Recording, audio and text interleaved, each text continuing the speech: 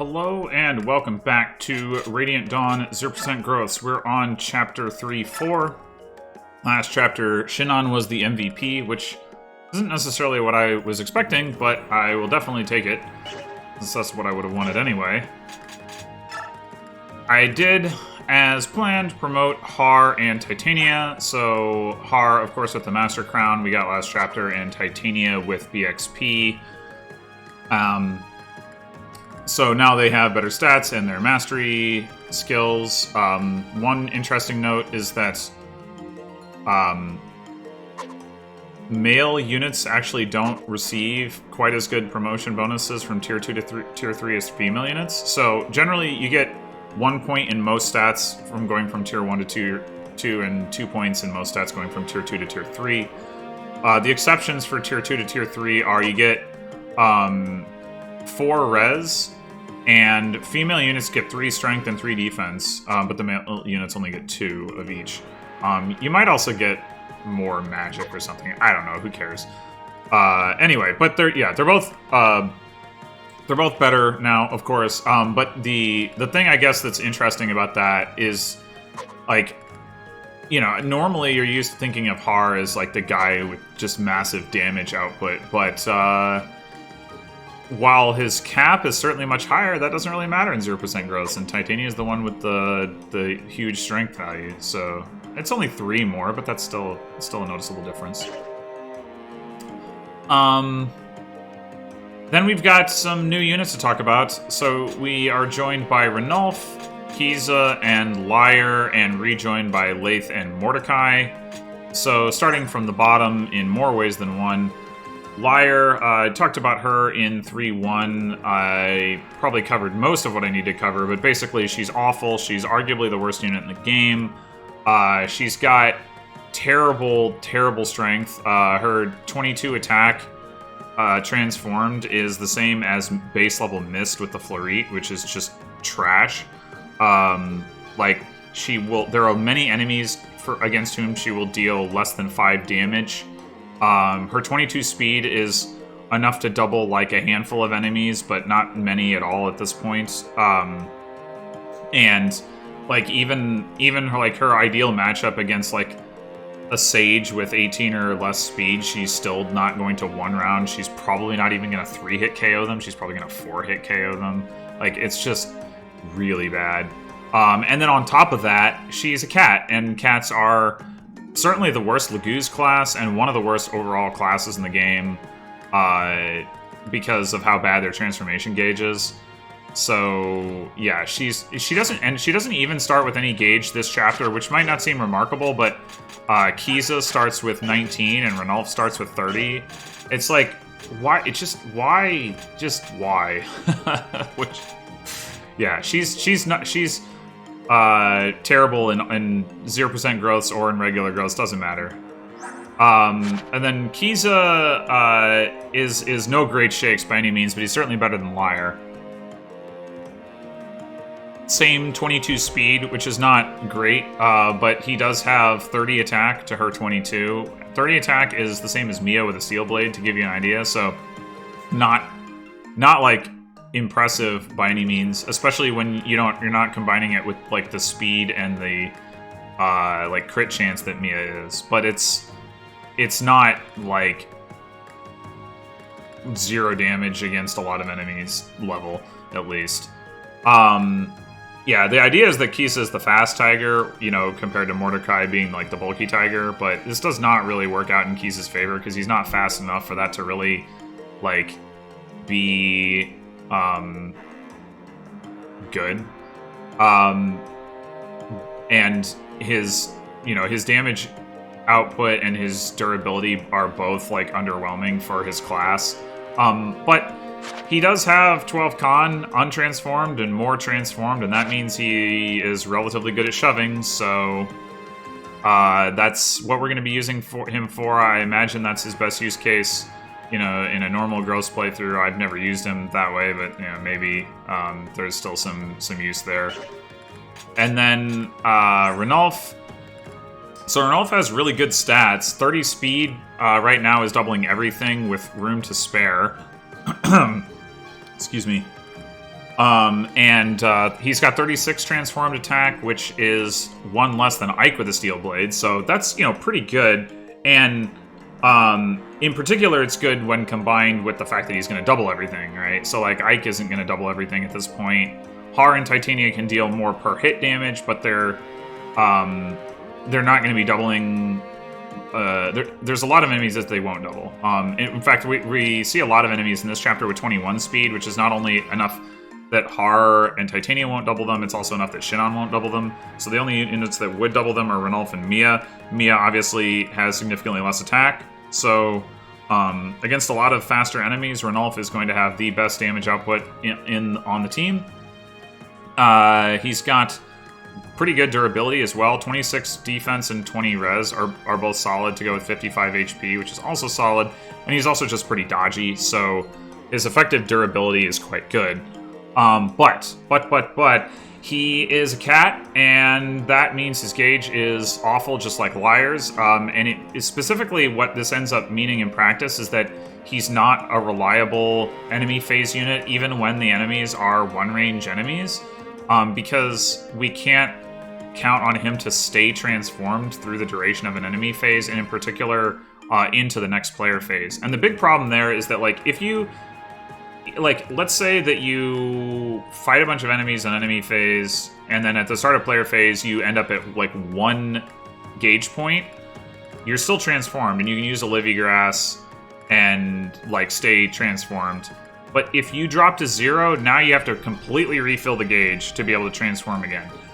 Which is a big difference, and is the reason, one of the reasons that the cat gauge is so bad.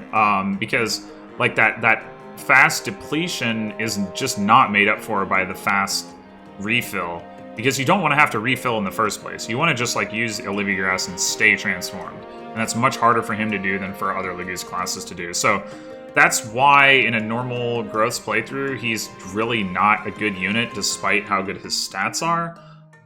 You get more mileage out of using a unit like Oscar, even though he's not doubling.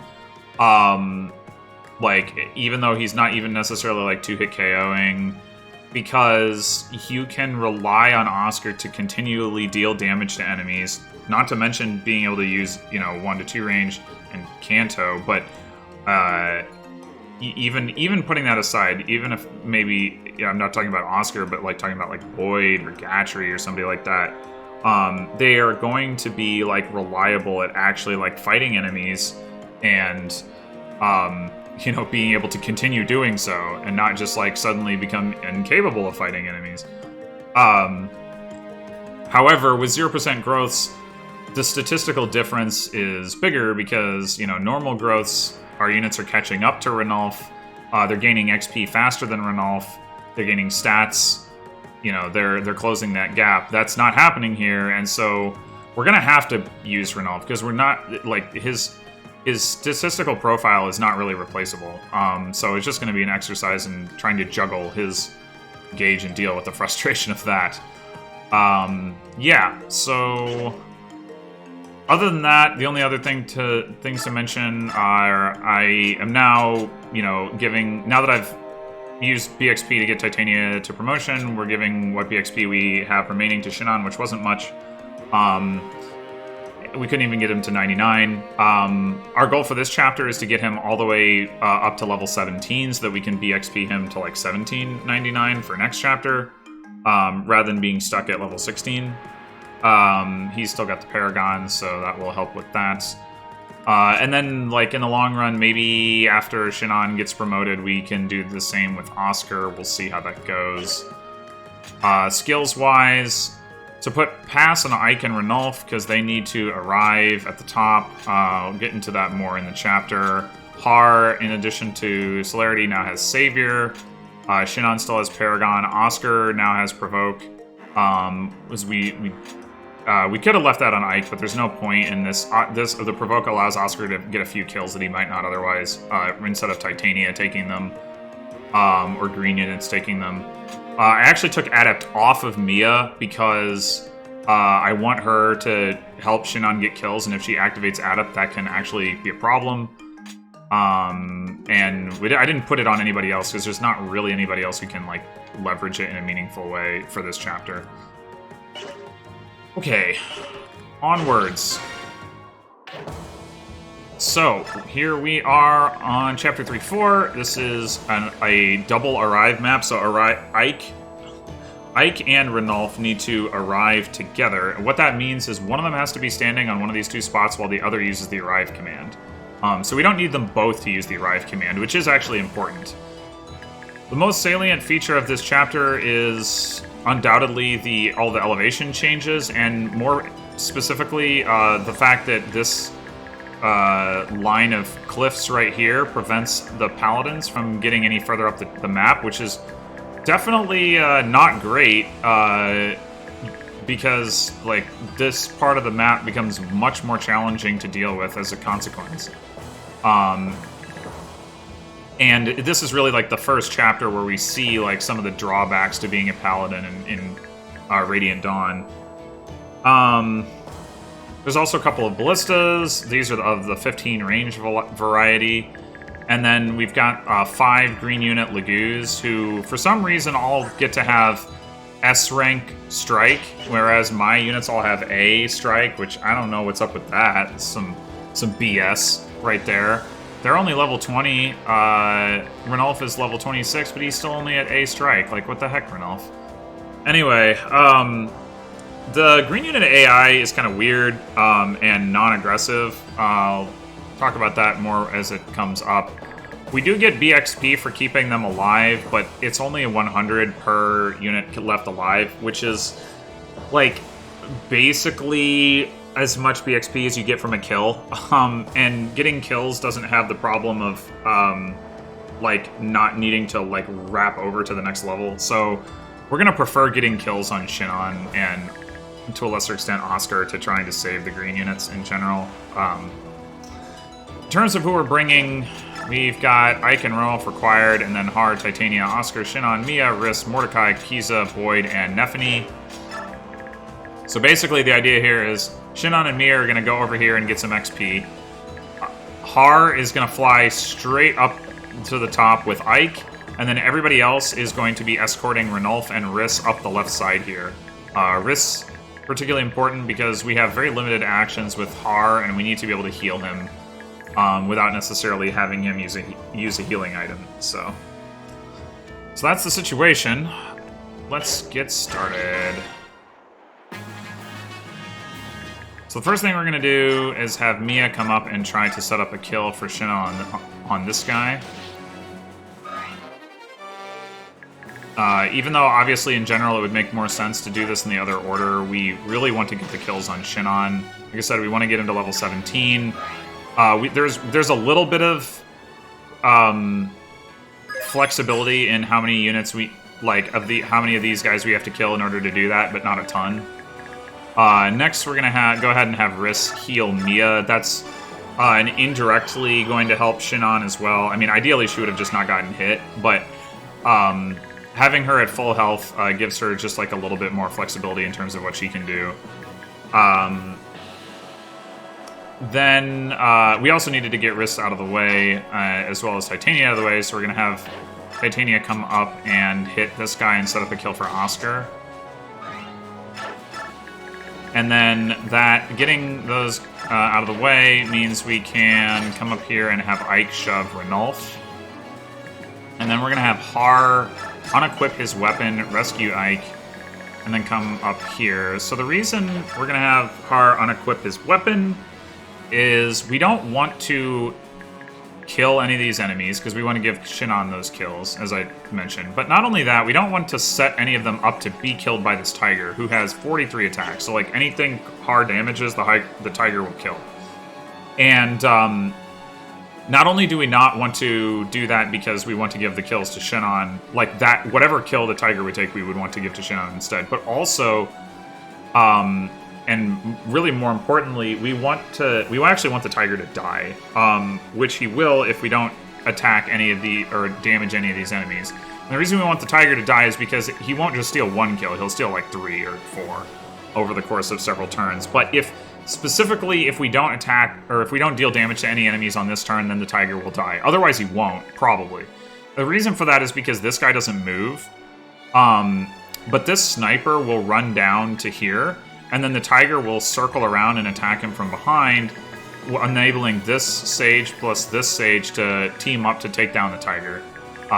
Which otherwise, like, he's, like, bulky enough to survive for a while. So, yeah. Anyway, so now we're going to keep shoving Ranulf. The reason that we want to shove Ranulf now as opposed to later is because we're going to transform him, and once he's transformed, we can't shove him anymore. Unlike in Path of Radiance, where shoving was, like, done based on comparing weight to weight, in Radiant Dawn, it's done based on comparing Constitution to weight. So, Ranulf only has 14 Constitution transformed, he has 34 weight. Mordecai, in Path of Radiance, would have been... Well, Transform Mordecai has like 48 weight, so Transform Mordecai would have had no trouble shoving Ranulf in Path of Radiance, but in Radiant Dawn he can't shove him. So we have to shove him before we transform him if we're going to transform him, and we want to transform him because he can move farther transformed, and because Titania cannot rescue him transformed, so like, you know, if we were to like leave him untransformed and then like rescue drop him up here, then he'd still be untransformed, and then he'd probably get killed. Not to mention he wouldn't be able to run as far when he does ultimately go up the ledge, which Titania and Oscar can't carry him up the ledge. So he really needs to be transformed. So we have limited options for what to do once he's transformed, so we really want to like shove him before. And it turns out we only need to shove him 4 spaces. Actually 3, but 4 allows him to circle around and attack this guy. Anyway, so now Oscar is going to take this guy out, and then because he has Provoke, we're going to surround this other guy, and that's going to enable Oscar to kill him on enemy phase. Meanwhile, Nephany is going to come up here and shove Riss. That's half of her job for the chapter accomplished. Kiza is going to come up here, not use Olivia Grass because he's got 19 gauge, so he's going to transform in plenty of time anyway.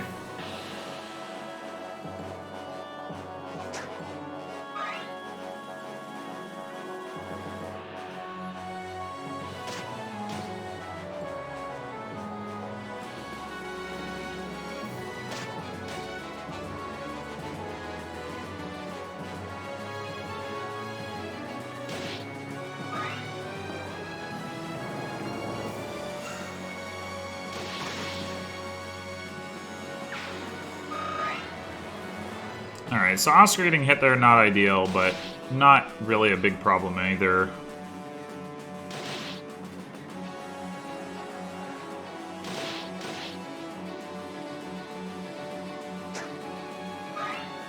These enemies missing Har is nice, though.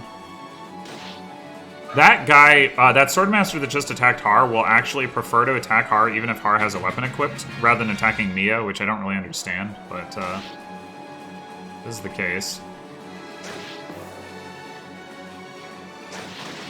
Okay, so there we actually didn't get to see the green units being oddly passive because the tiger missed. Normally, when that the tiger up here kills the warrior that the cat killed, then the cat will choose to heal itself rather than attacking this sniper, despite the fact that the sniper can't counterattack and the cat's only taking 10 damage. There's a very different like level of aggression from what we see in 3P. There's more to come on that front, but wait until that actually bears out. So the first thing we're going to do this turn is we're going to have Mia set this kill up for Shinon. And then Shinon's going to come up here and use a crossbow. And that will set him up to counterattack whichever of these two attacks him this turn. Meanwhile, Har is going to also help with that by attacking this guy with a hand axe. Or he'll just stun him. That's okay. Shinon can still get what he needs to get done if he stuns there. It's not ideal because it's It creates a little less margin for error depending on how things play out in terms of Shinon's kills, but it should be fine. Anyway, Har is gonna head up this way. We want the hand axe equipped so that Har can counterattack this guy. Because if this guy attacks Har first, which he sometimes does and sometimes doesn't relative to this guy, these two don't move, so we don't have to worry about those. But yeah, basically, if this guy attacks first, we want Har to counterattack and kill him, and the reason for that is we want this guy to be able to attack Har so that he's lured away from this ledge. Because we're gonna end up having Har and Ranulf and Ike up here and in positions where they can potentially take a lot of attacks, and having even like this one attack not up there like reduces the risk that one of them dies, which is substantial. This is like this clear is by no means a sure thing. Okay, so then next up we need to deal with the enemies over here. So we're going to, let's see. Yeah, not a great hit rate, so what we would really like to do is set Oscar up to be able to get that guy. So we are going to go ahead and have Oscar attack this guy first, even though he might miss. Well, it's not like the Titania support gives him too much hit anyway. It's only +3. Alright, but we got it. And now Titania is going to come up here and talk to Oscar. Trade him his Forge. And then attack this guy with a poleaxe. And that will be enough for Oscar to be able to enemy phase him. Meanwhile, Ranulf is going to run up here and do absolutely nothing. So, if Ranulf were to use a Leafygrass this turn to get back up to full gauge, and then were to run up here next turn and attack, like, say, this guy, or you know, just one of the enemies up here, you know, coming from full gauge, though he loses some gauge at turn start, he would actually be at significant risk to end up untransforming by the beginning of turn 4. Which is why we're not going to use a Leafygrass this turn, because we're going to use it next turn anyway. But it's also just an illustration of like how bad his gauge is. The fact that we can't, like, from basically full gauge, like, have him spend one turn engaging like a decent number of enemies. That's no good. Alright, now we're going to shove Riss a couple times to get him around the corner. This is kind of like in Chapter 1-4 when we needed to get Soth around the corner so that he could be shoved on a later turn and like get to that treasure chest. This is kind of like that, where we need to get Riss into this column and not like with his back against the wall so that we can shove him next turn. So now the question is, do we want to heal Oscar? Let's see, this guy's got 139 hit, Oscar's got 83 avoid, so he's like slightly more likely to get hit than not. He'll probably need to use a vulnerary if he does. Let's see, 30. Yeah, he'll definitely need to use a vulnerary if he does. Actually, 30 minus. So you take 13. He'd be at 8 yeah, we should heal him. We should heal him.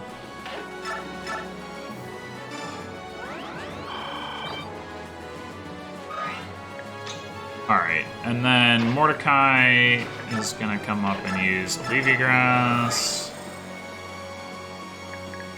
And Kiza's going to come up and just wait. And now the sages are going to kill that tiger. Well, first... Ow! Oh, don't do that. Yeah, that's really bad that Har got crit there. I've actually never seen that happen before, I don't think. Because...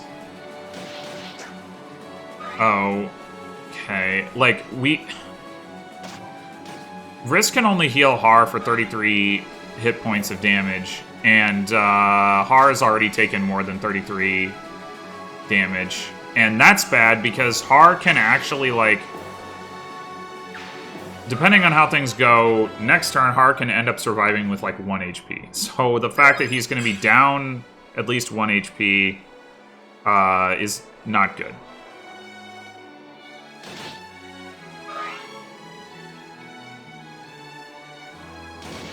More than 1 HP. Ugh.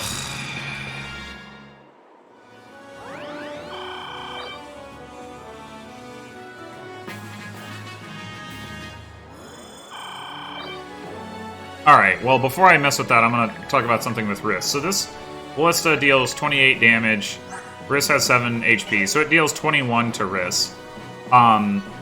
It turns out that the amount that these staves heal the user when they are equipped is 5 for the heal, 15 for the mend, and 20 for the physic, despite the fact that the mend heals other units, like when used, for more HP than the physic does. I don't know if that's a weapon level thing or what exactly, but so we actually want Wrist to always have the physic equipped while this Ballista is targeting him, which it always will, despite the fact that he has Shade. And the reason is because if he has the Mend equipped, so if he's at 27 HP, he gets hit for 21, he goes down to 6. The Mend heals him for 15 to 21, and then he gets hit another time and he dies. And we don't generally have time for him to be like using a vulnerary. We don't have another healer available, so we just want him to always have the physic staff equipped, so that this thing doesn't actually kill him. Anyway, alright, so let's start over here. Mia should be able to set this kill up for Shinon. And now we could let this guy attack Mia and get counterattacked. But let's see. 3, 4, 5, 6, 7. Yeah, this guy's not gonna be able to reach Shinon.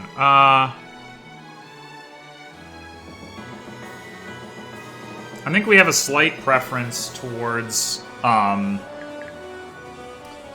having, like, basically this guy should attack Mia regardless. The question is whether we want Mia to counterattack him. If Mia does counterattack him and doesn't kill him, the next turn we have Shinon shoot this guy and kill him, and then Mia can run forward and deal like some damage to this guy, and potentially set things up where this guy is going to attack Shinon and give Shinon that kill too, but probably not. Probably Shinon has to be able to kill this guy to hit level 17. This is going to take him 3 more kills. The alternative is that, but there is a risk. Basically, there's a risk that that this guy dies to Mia, that she like crits him. So the other option is we trade Mia a different sword. This guy comes up and attacks. Shinon can still kill him. Yeah, in fact, I don't really see any reason to let Mia attack him.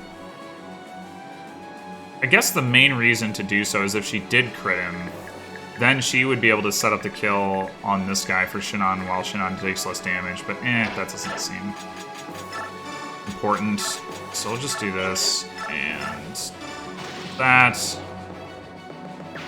And then we're also going to run Boyd over here to be able to like do shove and support stuff for next turn, because we don't need him over here for shoving. We do need Nephany over here for shoving so that we can heal Har. Unfortunately, we can't full heal him, which is deeply upsetting.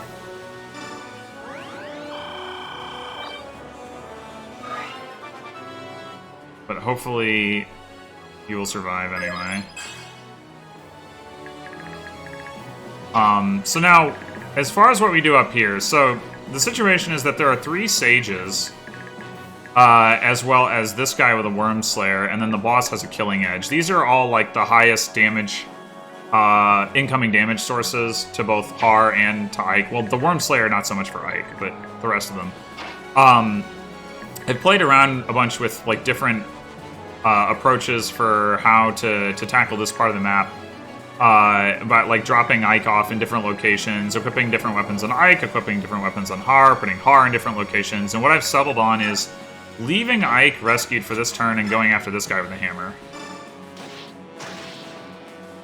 And the reason for that is because we get Har like way in the corner here, and that actually gives us like the best chance to survive.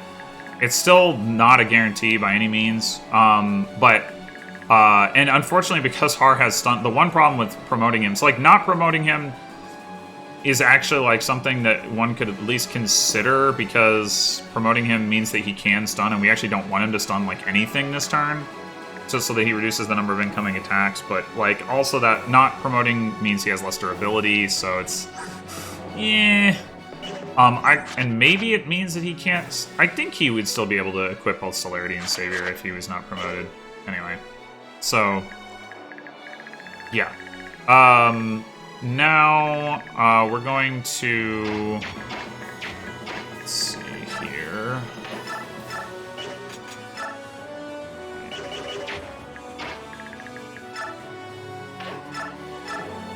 Yeah, we're gonna have Titania attack here. Alright, she doesn't kill, that's fine. And then we're gonna have Oscar attack here with a little bit of support. Kill, that's fine. Ranulf is going to run up here and use Levy Grass. This guy will attack Oscar because of Provoke. This guy will attack Titania because he doesn't move. This guy will shoot the Ballista. So we get relatively few attacks coming in on Ranulf. Also, this guy will probably go after this Tiger. And... yeah, okay, we're gonna move Kiza up, shift him. We're gonna move Mordecai up and shift him.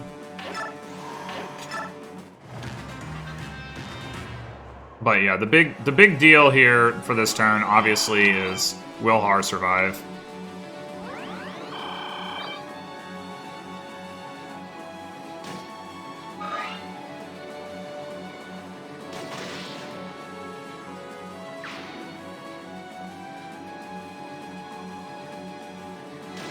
That's not a good start.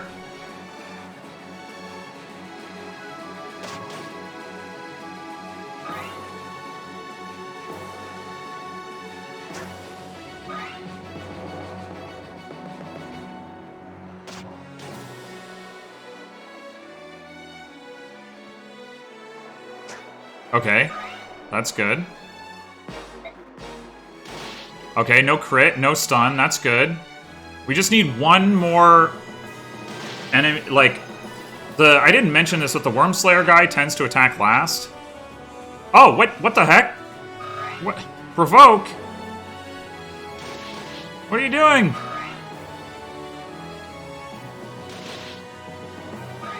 Okay, we're good. We're good. We did it. Yeah, I was gonna say, the Wormslayer guy tends to attack last, so, like, so long as Har doesn't stun the next enemy coming in, which he didn't, he'll be good. Okay. This is good. This is good.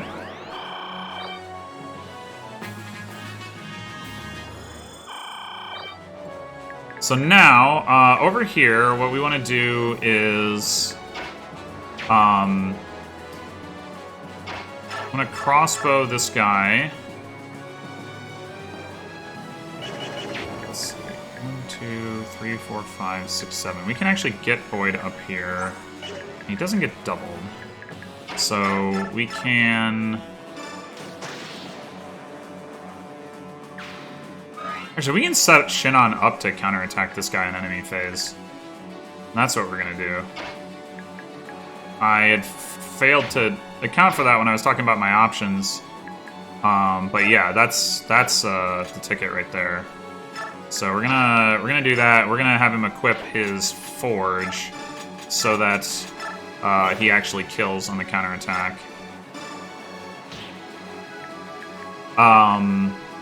And that should get him to level 17 there. Alright, so now we gotta figure out what we're doing up here. So we're gonna kill the boss and then Canto away. And we're actually gonna leave Ike rescued again, because once we've killed the boss, we're gonna have both of these squares cleared. Ike, so like Har can just drop Ike off next turn onto the arrive tile. And this is why it's important that we don't need to double arrive, that we just need to use the arrive command with one of them, because we can do that with Ranulf. Ranulf can get all the way up to here. So in order to minimize the number of attacks on Har, We probably want to put Har, like, here.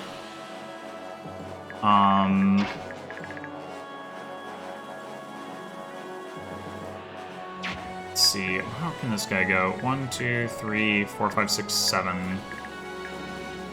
Okay, Ranulf can get out of range of that guy. That's good. Because he's still at risk of untransforming. We might want to just put Har here to minimize the total number of attacks, period.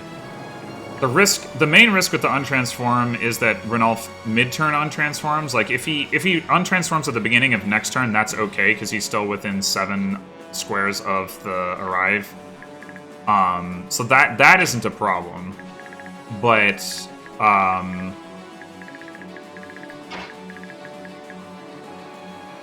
if we put Har here, I guess it doesn't really reduce the number of attacks incoming anyway so much.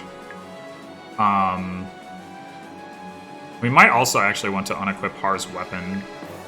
I don't know why I haven't thought of this before, but I mean, I guess the downside of doing that is that... Oh, wait, we don't really have the ability to do that, do we? Because we've got...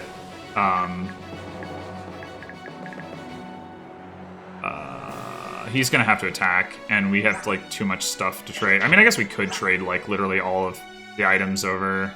But I don't think... Does Ranulf even have space in his inventory for that? 6... 2, 3, 4, 5... Yeah, we actually does.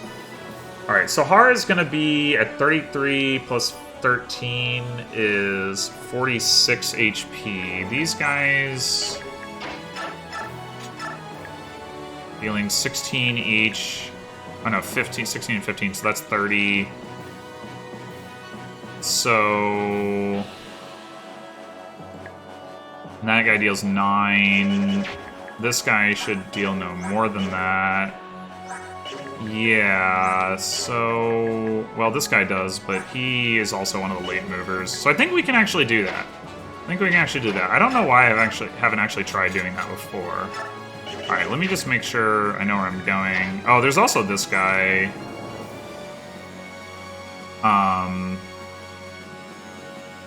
But Har should also...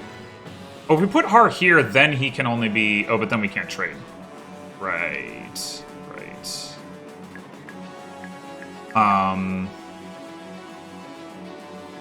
There is another option.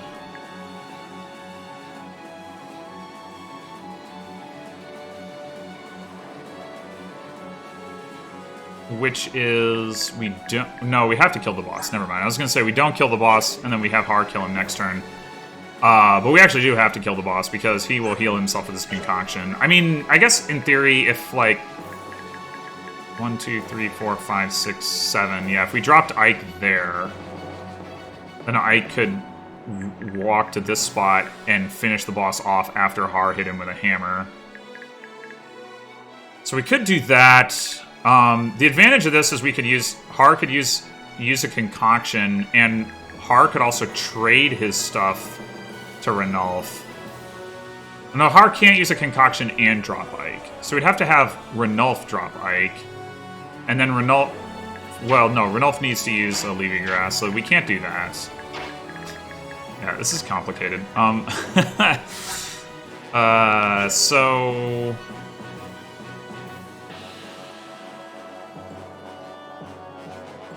Maybe the way to go...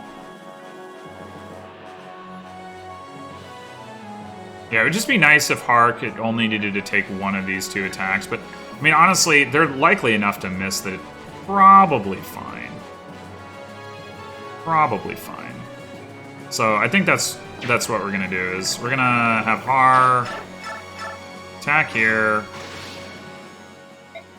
Oh, I should have also counted squares to healing. I'm pretty sure Riss needs to be here to heal, but let me validate if that's the case. 1, 2, 3, 4, 5, 6, 7, 8, 9, 10, 11. Yep, that is the case.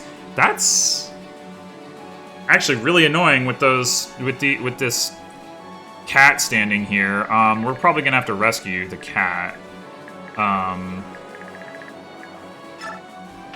With Titania or something. Okay. So, Ranulf, now, gonna trade For all of ours weapons. Oh. I see the problem. I miscounted. We can't do that and use the Olivia Grass. Okay. Okay, so we just don't equip a... Crap. Maybe we actually do equip a hand axe so that the sages focus on Ranulf. Yeah, I think that's what we do.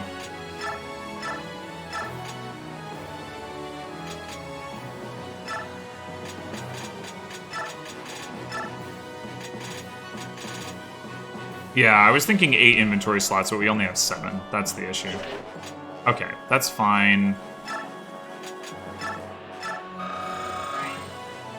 Hopefully, it's fine.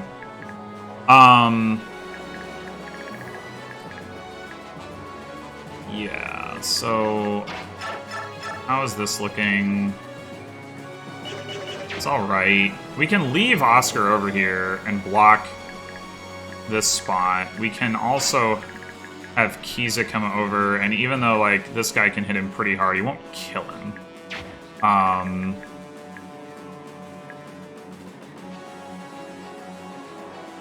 So... We, like... Oh, actually, this doesn't really work. No, we'll have to... What we'll have to do is rescue this guy with Titania. And then heal, and then, like, rescue drop... with... Rescue drop wrist with, Kiza and Mordecai. Alright, so we're gonna put Titania over here, so she's not attacked while she's carrying somebody. I don't know if it's a good idea for me to actually make this attack. Because... Like... If Oscar gets hit, and then hit again, and then this guy dies, and then this guy comes up and attacks him or something... Yeah, I think we're gonna not make that attack, unfortunately.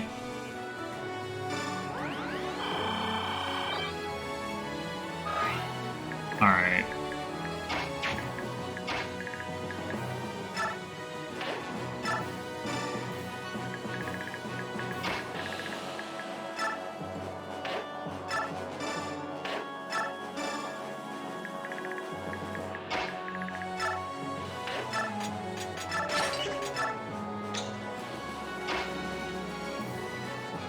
Yeah.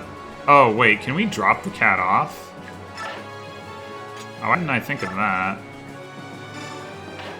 Could have left Titania over, like, in front of the ledge. Well, no, I couldn't have. Never mind. What am I talking about? Oh, hey, we got the coin. Yeah, there's a coin right there. Oh, wow, he didn't shoot the cat. Well, that's good. That's BXP that I almost just threw away.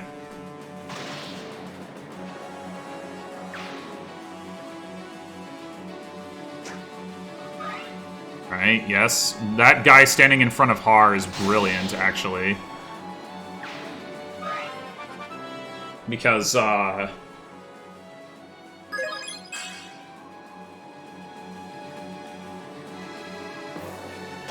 that blocks, like, basically all the enemies that are, like... Ooh, gods! What? Alright, rip BXP.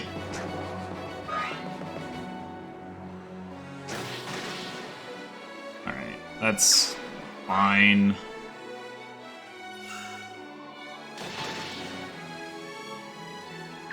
Alright, Oscar should have the defense that warrior won't kill him, I hope. Oh, or that guy will block. Okay. I'm actually curious now if he does.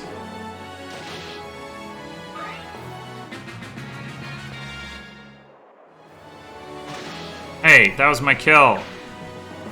Get out. Let's see. Yeah, it's 28 attack, I know that. Oscar has 17 defense. Oh my god, that would have killed him. Ah! That totally would have killed him. Oh, man. That guy coming down and shooting Oscar, I really did not expect that. Like, cause, like, yeah, Oscar has provoked, but, like, the cat that was untransformed and couldn't counterattack, like, what? Okay, well, that's fine. Alright, so we got Shinon to level 17. We can take a bit of a risk here. This guy has a 4% crit chance.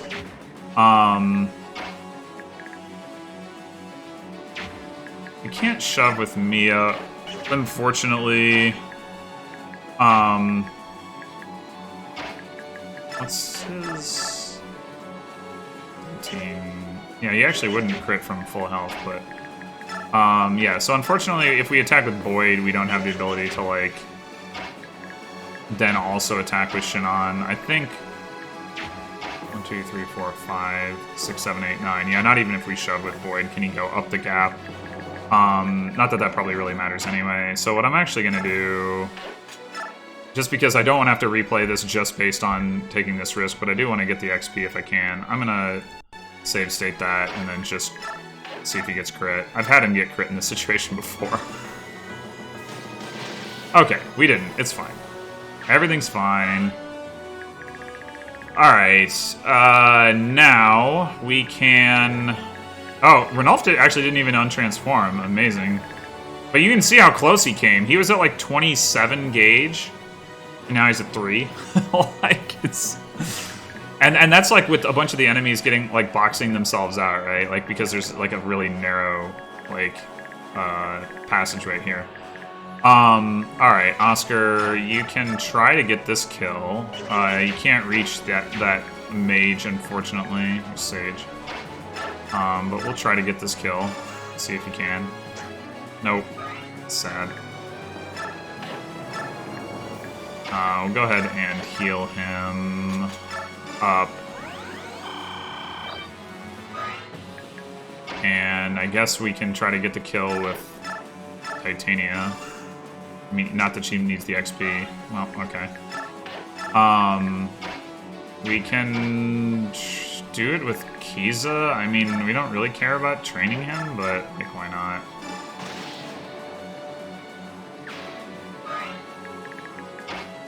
And then Mordecai might be able to kill this guy. Nope.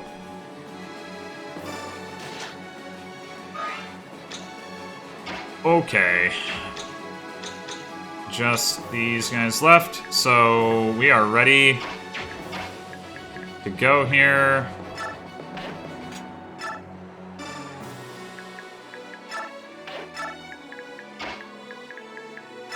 This is why we got pass on Ranulf.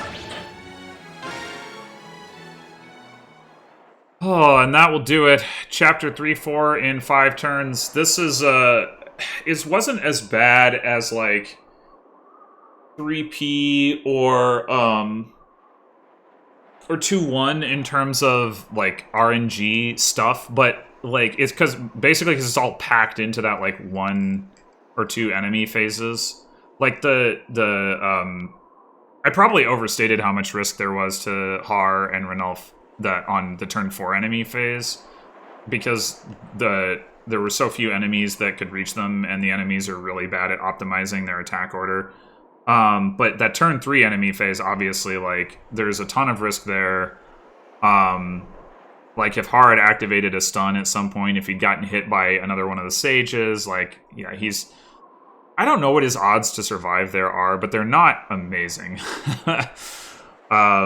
But they're better than Ike's, so that's what we went with. Yeah.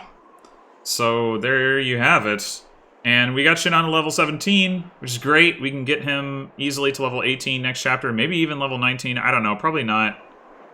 If I recall correctly about how quick that chapter is likely to be, but we'll see what happens. Anyway, thanks for watching, and I'll see you next time for 3-5. Until then.